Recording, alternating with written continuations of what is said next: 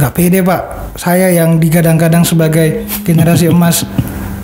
Kenapa selalu diancam? Kenapa selalu ditakut-takuti? Kenapa selalu kekuasaan, perebutan kekuasaan elektoral yang menciderai demokrasi yang sebenarnya tadi?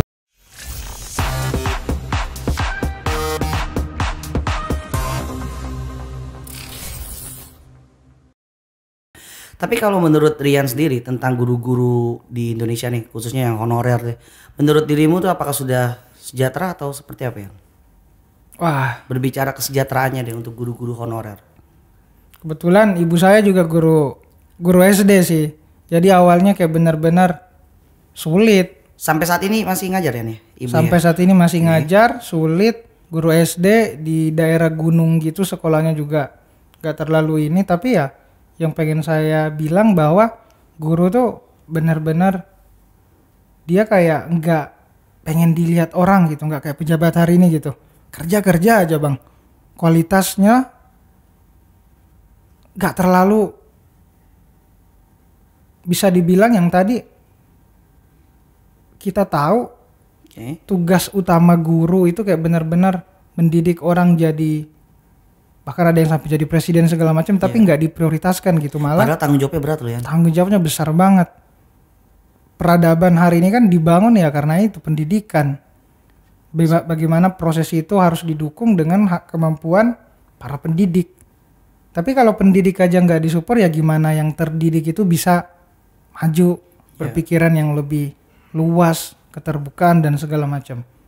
Dan hari ini ya bisa dicek aja, ada banyak sekali sekolah guru yang bahkan gajinya dan segala macam itu nunggak sampai berapa ini, bisa dicek aja sekarang, pasti ada.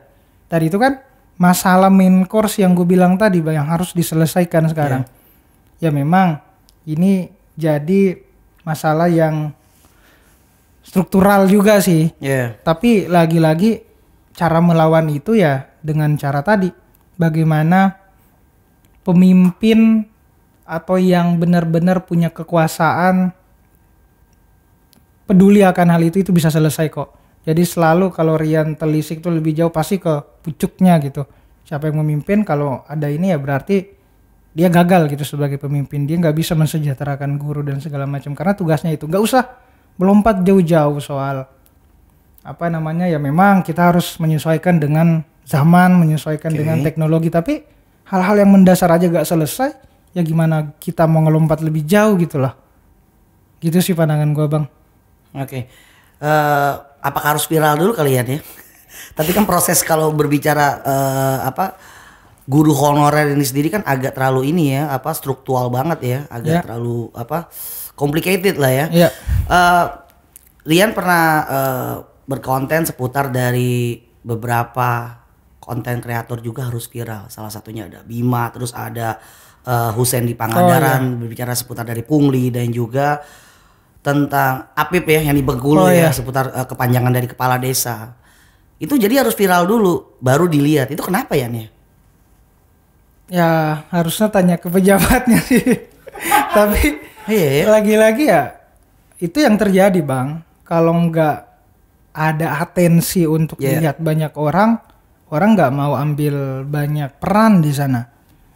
Karena kan ya lagi-lagi saya nggak mau menggeneralisasi ya semua pejabat harus dilihat banyak orang baru kerja. Tapi yang terjadi banyak yang mengedepankan politik citra dibandingkan politik kerja.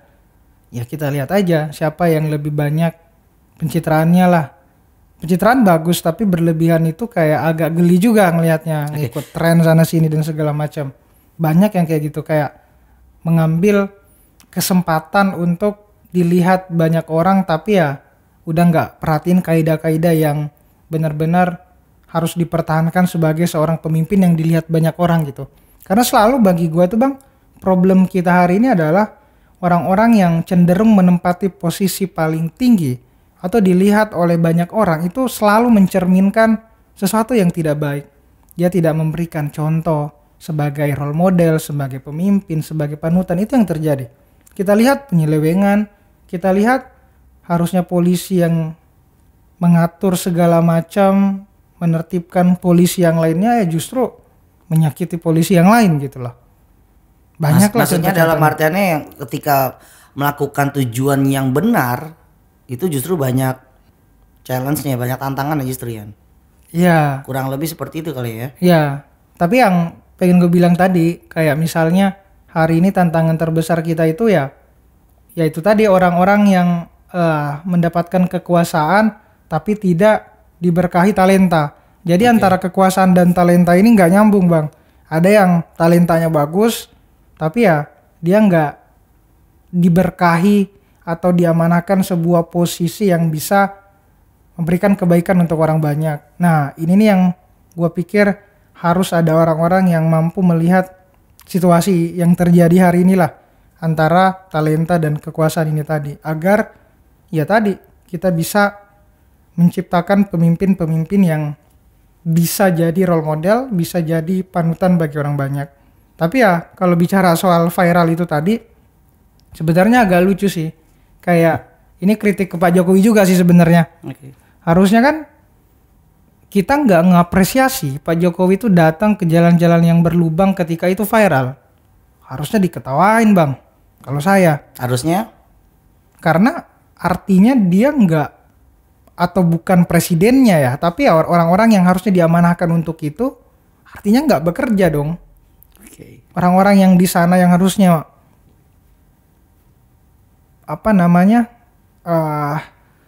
membuat jalan itu menjadi mulus segala macam, tapi karena terlambat viral baru dibenerin, artinya dia nggak kerja. Tapi kenapa kita apresiasi, Pak Jokowi datang ke Lampung, Pak Jokowi datang ke sini, artinya terus disoraki tepuk tangan, apa tepuk tangan gitu. Kan kacau tuh. Biarpun ada sedikit ngeprank lewat jalan itu nggak tanya salah. Udah ditunggu-tunggu ya. Kita kayak udah dikelabui aja, itu bukan sesuatu prestasi gitu, Bang. Harusnya udah selesai di awal sehingga nggak viral. Nah, ini bisa dibilang kayak ya kekhawatiran saya juga, dan jadi tanggung jawab Rian juga, kayak gimana caranya nih benar-benar memandang persoalan tuh kayak benar-benar proporsional juga. Jadi kayak ya kayak gini sih yang kita hadapin sih sebenarnya. Ya sebenarnya berbicara amanah itu dia harus viral dulu ya. Ya guys ya. Kalau ini kan bisa dibilang kalau pemimpinnya pada ngikutin Gen Z bermain punya sosmed. Kalau nggak punya sosmed, ngeliat viral dari mana ya? Nggak kerja dong jadinya. Ya itu kalau mau viral ikuti aja caranya ini Bang Aldi Taher kan viral tuh. Bagus kan dia. Yan, dirimu sendiri kalau belajar politik ambil dari mana Yan? Politik sebenarnya nggak ada background yang benar-benar keilmuan politik Bang, tapi selalu disadarkan oleh situasi, keresahan dan kegelisahan. Jadi kayaknya kalau dilihat tuh isi kepala saya itu sebenarnya keresahan semua kayaknya Bang. Sorry deh, Rian kuliah ngambil jurusan apa sih? Komunikasi. Komunikasi ya? Iya. Harusnya ke sosial politik ya. Tapi kadang dalam hidup kita nggak seharus seirama dengan apa yang kita lakukan. Justru dengan banyak bidang kita lebih luas tuh ngomongin apa aja kan. Benar. Ya, tapi pas SD emang udah selalu disusupi berita-berita oleh kakek dulu. Jadi kayak pengen nonton SpongeBob kan diganti sama Metro atau TV One, berita-berita dulu lah. Dari situ kayak wah terus susupilah berita-berita, jalan ini segala macam, sampai kepikiran pada saat kecil ya pengen jadi jurnalis karena sering nonton berita itu tadi. Dimensinya sebenarnya pengennya yang masih dimensi untuk anak-anak ya, tapi ketika kita hiburan kita itu didominasi dengan tontonan-tontonan berita dan lain-lain, akhirnya ingin seperti itu ya nih. Iya benar. Berarti tanpa disadari udah doktrinasi juga ya. Doktrinasi. Tapi untungnya hari ini ya banyak keuntungannya juga sih. Jadi saya harus berterima kasih juga sih ke kakek. Ya, artinya ya itu ngebentuk kepribadian saya, pengen kuliah di luar, pengen ambil komunikasi karena ya memang suka lihat media, suka lihat ini. Jadi kayak ya hari ini kebentuklah semua itu. Dan selalu yang jadi utama kalau bicara tentang politik ya gak ada yang serba suci, gak ada juga yang serba kotor. Jadi kayak hari ini kesalahan kita tuh memandang politik itu ya benar-benar barang kotor. Kalau katanya Sogi kan kayak ya politik itu barang kotor, lumpur-lumpur yang paling kotor. Selama kamu nggak bisa ngehindar maka terjunlah gitu. Ya artinya apa? Politik dekat dengan keseharian kita. Kalau kita menghindar dari politik, kegilas kita. Kayak apapun yang kita lakukan hari ini itu ya selalu erat kaitannya dengan politik. Transportasi umum, mungkin kita bernapas sehari-hari itu diatur oleh kebijakan publik. Bersekolah, jadi nggak ada alasan buat kita apatis, cuek dengan isu-isu politik. Cuma yang hari ini tuh diwanti-wanti atau ditakutkan oleh anak muda dan agak anti ya itu tadi. Kekuasaan, perebutan kekuasaan elektoral yang menciderai demokrasi yang sebenarnya tadi lewat momentum pemilihan itu. Nah, kan di situ letak kecurangannya kan Bang, kayak lobby-lobbying, transaksi paling besar, kemudian bagaimana suara rakyat benar-benar cuma buat kepentingannya mereka. Nah, itu kan yang bikin kita pecah, bikin kita musuh-musuhan sampai 5 tahun lagi pemilihan lagi ya. Itu yang terjadi. Makanya dengan munculnya anak muda hari ini, figur-figur yang hari ini tuh kalau Rian lihat ada kesempatan lah buat ngerubah sistem politik kita tuh bisa banget. Malah ini momentumnya sekarang, apalagi anak muda hari ini tuh selalu dikaitkan dengan kolaborasi, bukan kompetisi. Ya mungkin banyak yang cerita juga kayak orang-orang senior kayak bapak saya atau orang tua saya tuh kayak selalu dididik untuk ya udah kepentingan sendiri. Tapi sekarang karena ini berjejaring, sosial segala macam, media juga lebih kuat, kita punya fasilitas itu dan bisa memanfaatkan potensi itu. Contohnya di Thailand kemarin, bagaimana anak muda mendominasi pemilu, menang. Nah itu bisa aja terjadi beberapa tahun ke depan di Indonesia. Kalau lagi-lagi anak mudanya cuma dianggap sebagai bahan objektivasi aja. Seperti katanya Nikolai Berjaev, filsuf Rusia, ya negara itu kayak hari ini cenderung menjadikan warganya kayak sebatas anonim aja. Sehingga kesadaran kita sebagai manusia yang merdeka itu dilupakan, kayak aspirasi kritik kita dibungkam, aspirasi kita diintimidasi.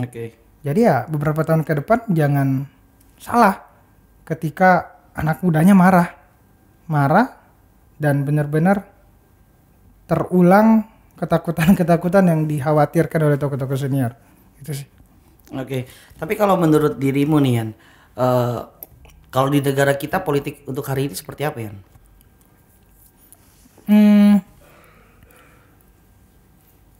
Bagi saya anak muda yang dulunya cuma mahasiswa biasa sampai hari ini memulai konten kreator, sama narasi yang coba dihadirkan, pendekatan yang coba dihadirkan cuma linear aja. Jadi semacam ada political gap communication gitu, ada kesenjangan komunikasi politik lah antara elit atau bahkan politisi-politisi kita dengan anak muda atau siapapun yang ikut terlibat gitu. Kesenjangan komunikasi politik itu. Jadi ya cenderung polanya linear aja. Nah itu yang terjadi. Dan cara untuk muncul pun agak susah Bang. Kalau nggak viral, sulit. Pun gue bersyukur viral, baru agak dilirik partai, dilirik orang, ya karena viral. Gimana nasib orang-orang yang nggak viral? Orang yang di kampung, orang di daerah. Solusinya bagi saya itu tadi memperkuat base community ini. Community base, perluas jejaringnya, tarik orang-orang yang benar-benar serius, lalu munculkan. Nah itu yang dilakukan oleh saya hari ini, yang coba dilakukan teman-teman di distrik Berisik. Jadi kayak ya kita pengen ngerangkul orang-orang yang benar-benar mau bersuara, mau mengeluarkan aspirasinya, mau mengaktualisasikan dirinya. Dan ini yang dibutuhkan hari ini, kayak jangan sampai terus-terusan anak mudanya atau beberapa tahun ke depan kita cuma jadi penonton. Jadi kayak narasi 2030 puncak bonus demografi, 2045 generasi emas. Mau jadi apa? Kalau kita nggak nge-upskilling, kita nggak benar-benar tahu apa yang bisa kita maksimalkan gitu loh. Gitu sih. Kalau menurut Rian sendiri sebenarnya pemimpin kita nih ya, Ini sudah mendengarkan belum sih yang namanya keluhan-keluhan masyarakat? Gak pengen ngegeneralisasi, tapi yang hari ini terjadi beberapa tuh masih agak jauh dari kata mendengarkan juga. Kayak contoh yang terjadi di Lampung lah kemarin, yang harusnya dimediasi, didengarkan, malah beberapa instrumen bekerja untuk mengancam, kemudian tidak memberikan pendekatan yang persuasif. Ya banyak contoh yang gue sebutin tadi bang, kayak Apip, kayak siapa lagi ya, Bima dan segala macam. Itu kan artinya gagap pemerintah dalam menangkap frekuensi keresahan anak muda. Padahal itu positif sebenarnya, karena dia mampu menguraikan permasalahan yang orang lain tuh nggak lihat, dan powernya tuh emang di situ. Tapi kenapa selalu diancam? Kenapa selalu ditakut-takuti? Kenapa selalu diserang dengan ITE atau alat-alat yang lainnya? Itu kan yang terjadi hari ini. Makanya ketakutan itu muncul gara-gara itu tadi. Kenapa anak muda hari ini takut bersuara, merasa suaranya nggak ada apa-apanya, karena emang udah disusupi itu. Dan beberapa kan kayak diamini juga lewat survei indikator, ya kalau masyarakat hari ini tuh masih takut menyampaikan pendapat itu di angka 69% lah. Jadi yang pengen saya bilang, ya ini beberapa kali saya ulang juga sih ya, jangan jadi pejabat dan jangan muncul di publik gitu kalau nggak mau dikritik.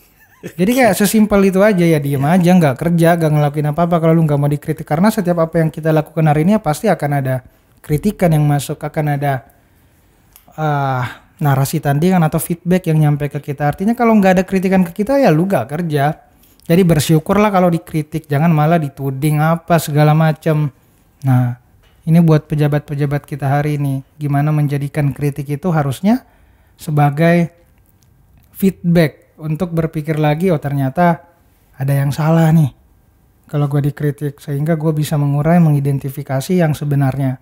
Gitu aja, kita pengen cuma didengarkan kok, nggak lebih, nggak pengen minta duit juga kok, cuma pengen didengerin aja suaranya yang katanya suara anak muda itu diperlukan. Tapi kok kita bersuara dikit aja dibungkam, kita teriak dikit aja dicap subversif atau dicap ini segala macam. Dan anehnya juga tuh hari ini kayak kita ngomong puji Jokowi labelnya sini, kita ngekritik Jokowi labelnya sini. Ini yang terjadi perpolitikan kita, udah gak sehat bang. Jadi labelisasi itu udah jadi makanan sehari-hari. Jadi nggak ada ruang di tengah kita mau ngomong apa. Jadi udah kebiasa.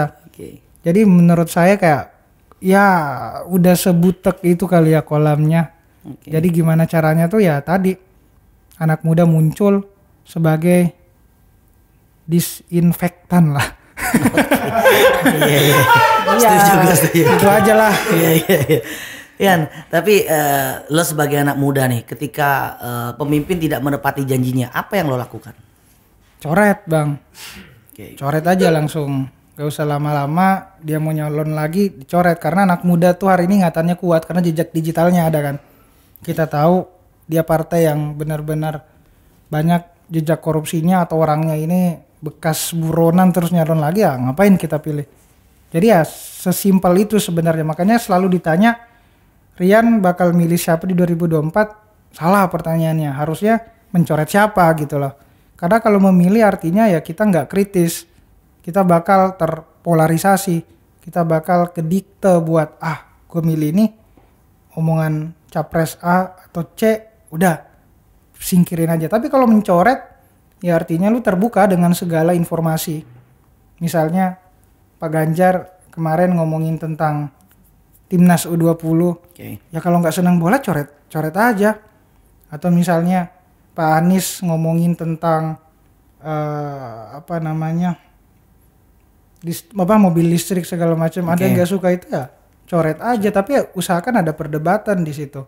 Nah itu maksud saya, jangan sampai yang terjadi beberapa tahun lalu soal pemilihan malah melahirkan polarisasi percakapan yang sebenarnya nggak penting, yang bikin wawasan kebangsaan kita, kesatuan kita malah terpecah. Jadi sebagai anak muda penting untuk menguatkan lagi tadi itu kesadaran politik kita, kesadaran literasi kita, kesadaran akan pentingnya kita nggak kemakan hoax, fake news, nggak langsung nge-share tentang apapun yang belum terfilterisasi. Gitu sih. Oke. Tapi lo kadang ngebayang gak sih Yan, kalau kita intermezzo sedikit deh ya. Berbicara kayak sebuah film fiksi lah ya. Lo ngebayang gak dalam satu negara misalnya itu nggak ada yang namanya itu komunikasi secara personal seperti handphone, gadget dan lain-lainnya. Cuma hanya kita dilihat itu melalui dari hidden camera doang. Jadi ketulusan dari setiap personalnya, khususnya pemimpin deh ya yang akan datang nanti, itu terlihat secara ketulusannya dia. Lo kebayang nggak? Kita berbicara kayak intermezzo deh, film deh, sebuah film gitu ya. Lo ngebayang akan seperti apa tuh ya? Wah. Kan karena dikit-dikit, kamerain. Iya. Dikit ada, karena di depan kamera nih pasti akan beda di belakang kamera. Di depan kamera dengan di belakang kamera itu pasti beda. Setuju banget Bang. Okay. Malah hari ini kayak kalau kita lihat mereka duduk bareng di meja ya nggak ada jaminan dia sebenarnya temenan gitu. Mungkin di meja itu dia sedang liatin pisau gitu di bawah bangku. Itu kan biasa yang terjadi, kayak kita nggak tahu realitas yang sebenarnya di media karena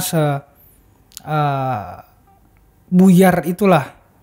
Dan memang hari ini apa yang kita lakukan di media udah bisa dibilang kayak menggambarkan realitas yang sebenarnya juga. Kayak apa-apa ikut ini, apa-apa kalau rujukannya media pasti harus kayak gini ya. Kita udah nggak tahu topeng yang sebenarnya ditampilkan itu apa. Dan setiap orang pasti punya topengnya masing-masing kalau kayak bicara soal yang tadi tuh. Gua pun kayak gitu, kayak mungkin ya terlihat kritis di sosial media, nggak tahu aslinya kayak gimana kan. Terus kayak mungkin terlihat dekat dengan rakyat, tapi padahal enggak. Jadi perlu kita skeptis tentang sesuatu. Kayak nggak langsung percaya, nggak langsung ngeidolain seseorang terus kalau dia ngomong A udah A, nggak langsung mempercayai lah. Perlu diragukan sedikit karena itu penting banget buat kita bijaksana dalam memanfaatkan informasi yang hari ini tuh benar-benar tidak terfilterisasi lah. Karena ya sekarang benar-benar eranya post-truth juga yang mungkin dulu udah dimanfaatin dengan baik Trump sehingga menang gitu. Kayak memanfaatkan kebohongan-kebohongan yang awalnya nggak terlihat kebohongan tapi ya di akhir baru tahu tuh kebohongan. Cenderung kita percaya karena kedekatan emosi, karena kita sama agamanya, karena kita sama daerahnya. Jadi ya fakta-fakta objektif di lapangan udah tersingkirkan. Nah ini yang terjadi, ketakutan besar ketika menjelang 2024 ya itu tadi. Ya memang identitas akan jadi salah satu dimanfaatin banget lah, tapi ya jangan sampai kita tertipu lah dengan hal-hal itu. Jadi penting banget agar kita tadi melepaskan diri dari belenggu itu, melihat benar-benar secara jernih lewat data, lewat rekam jejak, lewat pencapaian, lewat gagasan, lewat ide, apa yang dia mau bawa bermanfaat buat kita atau malah merugikan. Kalau enggak ya coret. Udah gitu aja. Oke. Ini kan kita akan ada pesta demokrasi nih ya. Kalau menurut dari Bang Rian sendiri nih, ada gak sih gagasan atau visi misi untuk para anak-anak muda nih, untuk calon yang akan masuk nanti? Yang pasti satu, hari ini tuh kita belum lihat gitu ya, meskipun belum masanya kampanye ya Bang. Tapi di antara 3 calon presiden ini kayak masih sibuk dengan kepentingan masing-masingnya aja gitu. Oke. Maksudnya? Kayak dalam artian kepentingan-kepentingan partainya, kepentingan-kepentingan golongan ya. Ya, golongan-golongannya, tapi untuk mengakomodasi anak muda untuk terlibat itu masih jarang gitu. Ya, mungkin ada waktunya ya, tapi buat sekarang di bulan-bulan ini bahkan bulan lalu ya yang kita saksiin ya itu aja semua. Koalisi, kemudian bagaimana dia berusaha ini, tapi yang tadi anak muda udah nggak tahu ditempatin di mana gitu. Pasti selalu di ujung-ujung, kalau nggak mendekati pemilihan, beberapa bulan setelah itu baru beberapa anak muda muncul di panggung, jadi ini jadi itu. Tapi kan yang kita butuhkan adalah sejauh mana dia menyelam lebih jauh apa yang anak muda tuh resahkan dan butuhkan hari ini. Kalau ditanya ke saya ya lagi-lagi anak muda hari ini butuh kepastian masa depan. Sejauh mana lu bisa jamin utang yang lu buat, generasi lu buat itu nggak ngebebanin kita? Satu pertanyaan itu aja. Kalau ada yang bisa jawab secara konkret, gue pilih bang. Oke. Gimana melepaskan utang itu yang harusnya jadi tanggung jawab generasi atau rezim yang benar-benar memanfaatkan, mengeksploitasi alam, nggak membebankan masa depan generasi Z, generasi Alpha dan segala macam. Kalau dibandingin dengan contoh negara lain, Indonesia apa? Negara Skandinavia seperti Norway misalnya. Dia tuh nyimpen buat masa depan tabungan energi mereka. Jadi yang dipotong misalnya dari anggarannya tuh cuma beberapa persen aja, sisanya ditabung. Buat ketika ada krisis, ketika ada apa, mereka masih aman. Kita apa? Nikel, batu bara, ada yang masih jamin beberapa tahun ke depan masih ada. Atau dikuras ya. Dan yang kuras bukan kita bang. Sebenarnya hasil bumi itu banyak ya di Indonesia ya, banyak sekali bahkan ya, seperti yang kita tahu ya. Tapi kalau berbicara dari pemimpin yang akan datang, kalau menurut Rian sendiri ya, lo pengen presiden itu yang seperti apa yang akan datang nanti ya? Pasti gue pengen presiden yang satu aja bang, berani ini emang agak sulit ya. Tapi gue pengen presiden yang berani. Dia berani ngatain tidak. Dia berani ngatain sesuatu yang orang lain tuh nganggap, oh ini mustahil deh. Dia bilang iya. Bukan manut ke ketua partainya.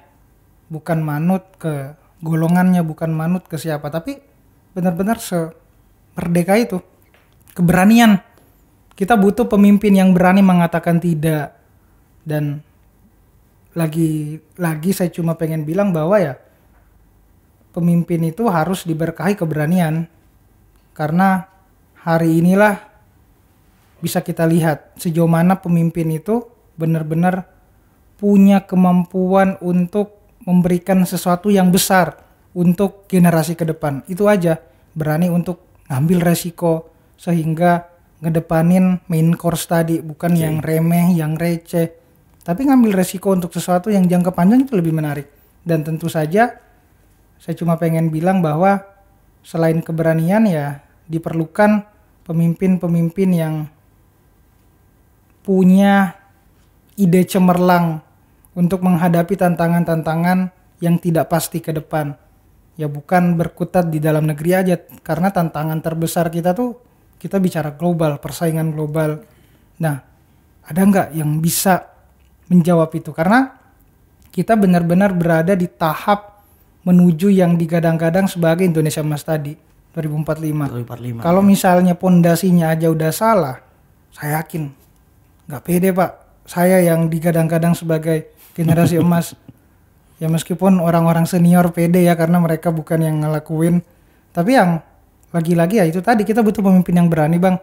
Yang hari ini sejarah mencatat orang-orang yang berani itu seperti apa geraknya, seperti apa kerjanya, seperti apa resiko yang dihadapinya. Banyak pemimpin-pemimpin berani, contohnya Pak Soekarno, di salah satu pemimpin berani yang mengatakan tidak untuk blok barat, tidak untuk blok timur, ya dia mau non-blok. Ya kita butuh pemimpin yang kayak gitu, pemimpin yang tidak siap, pemimpin yang tidak yes saja, tapi yang berani say no. Itu sih yang lebih penting. Oke, tepuk tangan dulu dong. Iya.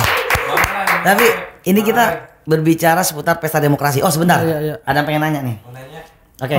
Menurut Bang Rian nih, di Indonesia kan kita negara yang demokrasi ya, tapi selalu menurut Bang Rian nih, politik uang atau money politik itu seperti apa sih? Kadang-kadang kita sudah dari hati nurani para pemimpin itu untuk membangun negeri ini, tapi selalu dibayang-bayangi sama money politik atau politik uang. Menurut Bang Rian gimana? Dan caranya itu bagaimana untuk menghadapi itu? Oke, yang pertama ya, kalau saya menyikapi itu yang pertama, politik itu cost-nya gede kan ya Bang. Pasti. Kita rahasia umum aja, orang yang misalnya pengen jadi gubernur, bupati, jadi ngeluarin apapun yang bisa dibilang tadi untuk memenuhi segala kebutuhan tadi. Dan itu nggak bisa kita hindari, apalagi di iklim perpolitikan yang terjadi hari ini. Tapi yang bisa kita lakukan adalah bagaimana bisa melek untuk tidak menjadikan politik uang itu adalah satu-satunya cara agar kita bisa naik gitu loh. Jadi kayak anggapan kita punya uang terus nyalon, ya itu tersingkirkan gitu. Yang harus didepankan adalah ya kita punya capability apa, kita punya kemampuan apa, kita punya keseriusan apa, dan kita punya skill apa, kita punya grand design apa, kita punya sistem apa yang mau kita tinggalkan, sehingga yang ada perdebatan bukan peruangan gitu loh. Dan berdasarkan data juga, hari ini tuh Gen Z paling tinggi Bang dalam menolak budaya politik uang. Permisifnya tuh paling tinggi. Jadi ada data dari apa saya lupa, tapi nanti boleh dicek aja. Gen Z itu paling tinggi dalam misalnya menerima hal-hal yang semacam itu. Jadi ya saya punya keyakinan bahwa suara anak muda hari ini nggak gampang terbeli. Tapi justru kita akan terbeli kalau dia punya ide dan gagasan yang menarik untuk diperbincangkan di masa depan. Oke, siap. Mantap. Gimana tadi ya, Mas Aron ya? Nah, Yan, berbicara seputar pesta demokrasi nih, balik lagi nih. Sepakat gak sih dirimu nih kalau bahwasanya pesta demokrasi ini berjalan bersih tanpa adanya kecurangan seperti hoax dan lain sebagainya? Ya, harus sepakat sih. Harus benar-benar kontestasi ini diselenggarakan dengan berjurdil lah. Jujur, dan tentu saja bagaimana bisa mewadahi aspirasi banyak orang, bukan cuma segelintir aja, karena pemilu gunanya itu mengakomodir suara-suara kita itu ya bisa terpenuhi lah. Seenggaknya kita punya kepercayaan, saya memilih calon ini ya saya yakin dia nggak akan menyalahgunakan suara saya yang berharga ini. Dan itu semua bisa didukung kalau kitanya sadar, mulai dari masyarakat sipilnya, medianya, pemerintahnya, lembaga yang ngaturnya. Jadi nggak bisa berdiri sendiri. Makanya selalu dibutuhkan gitu suara-suara dari anak muda, jadi agar seimbang. Jadi ketika misalnya rapat, ketika misalnya ada sebuah perkumpulan, ya libatkan kami, cari suara-suara anak muda yang hari ini agak termarginalkan. Karena ini bisa dibilang udah melaju ke era kami juga loh. Aktor utamanya udah bergeser, yang dulunya milenial sekarang udah Gen Z. Yang beberapa tahun lagi akan ngecapai puncak demografinya gitu loh. Jadi kalau nggak dilibatin sampai sejauh itu untuk sesuatu yang mendesak, itu akan sangat berbahaya gitu loh. Jadi kalau kayak memerangi itu ya diperlukan suara-suara anak muda untuk memfilter itu kalau saya. Karena lagi-lagi kita punya suara yang tidak patut untuk diremehkan lah ya, meskipun secara politik ya mungkin masih dianggap remeh, tapi ya saya cuma pengen bilang kalau hari ini tuh anak muda selalu punya warna yang berbeda, sehingga dia bisa memberikan pandangan-pandangan baru yang mungkin ya nggak terpikirkan oleh orang lain. Oke, jangan hanya ingin dijadikan objektivitas saja Yan ya. Oke, Yan, boleh dong dirimu mention nih untuk anak-anak muda nih, biar mereka bisa lebih bersuara lagi dengan keinginannya mereka secara bebas lepas. Oke, untuk anak muda hari ini jangan pernah takut bersuara. Memang tidak mudah mengatakan tidak ketika kekuasaan tergila-gila dengan kata iya.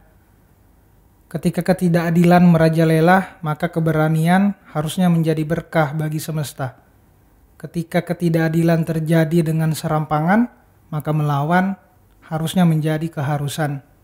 Saya selalu bilang, diam bukan lagi emas, ketika kita menyaksikan langsung betapa mengerikannya negeri yang mengasau pisaunya menjadi tumpul ke atas namun tajam ke bawah.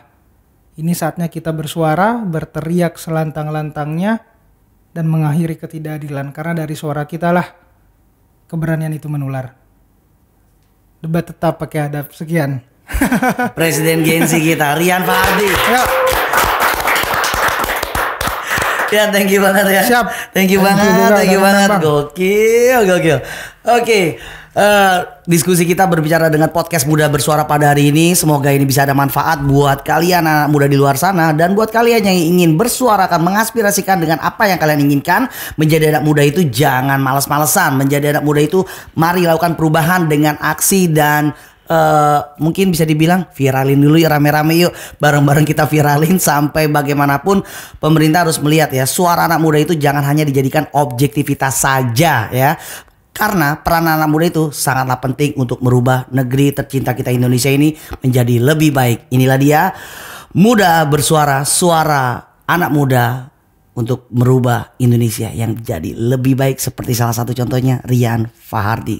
Thank you buat kalian semuanya dan juga semua tim yang bertugas pada hari ini. Gua Lerot pamit mundur, sampai ketemu lagi di Muda Bersuara berikutnya.